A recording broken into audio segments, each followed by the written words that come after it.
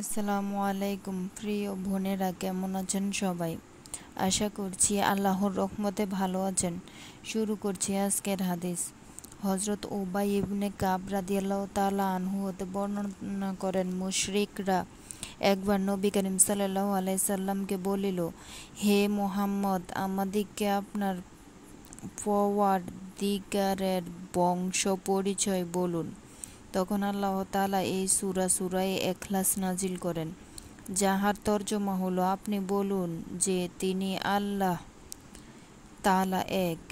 আল্লাহ তাআলা অমুখাপেক্ষী, তাহার সন্তান নাই এবং তিনি তাহারও সন্তান নহেন এবং কেউ তাহার সমকক্ষ নয়। মুসনাদে আহমদ।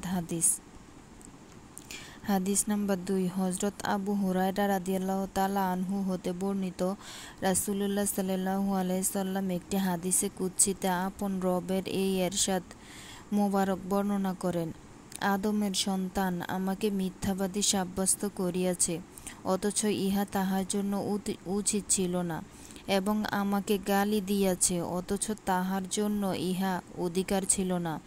আমাকে তাহার মিথ্যাবাদী সাব্যস্ত করা এই যে, সে বলে, আমি তাহাকে পুনরায় জীবিত করিতে পারিব না, যেমন প্রথমবার সৃষ্টি করিয়াছিলাম। আর তাহার গালাগাল দেওয়া এই যে, সে বলে, আমি কাহাকে নিজের ছেলে বানাইয়া লইয়াছি, অথচ আমি অমুখাপেক্ষী, আমার কোনো সন্তান নাই, আমি কারো সন্তান নই এবং আমার সমকক্ষ কেহ নয়। বুখারী। হাদিস নাম্বার 3। হজরত আবু হুরায়রা রাদিয়াল্লাহু তাআলা আনহু হতে বর্ণিত, আমি রাসূলুল্লাহ সাল্লাল্লাহু আলাইহি সাল্লামকে এই ইরশাদ করতে শুনিয়াছি, লোকেরা সর্বদা আল্লাহ সত্তা সম্পর্কে একে অপরকে জিজ্ঞেস করিতে থাকিবে।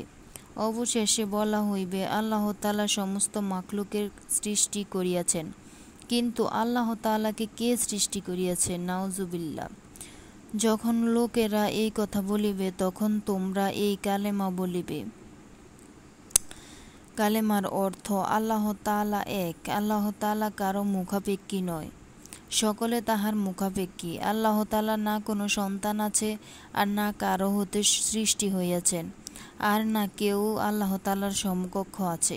অতঃপর নিজের বাম দিকে 3 বার থুথু নিক্ষেপ করিবে এবং আল্লাহ তাআলার নিকট বিতাড়িত শয়তান হতে পানা চাইবে।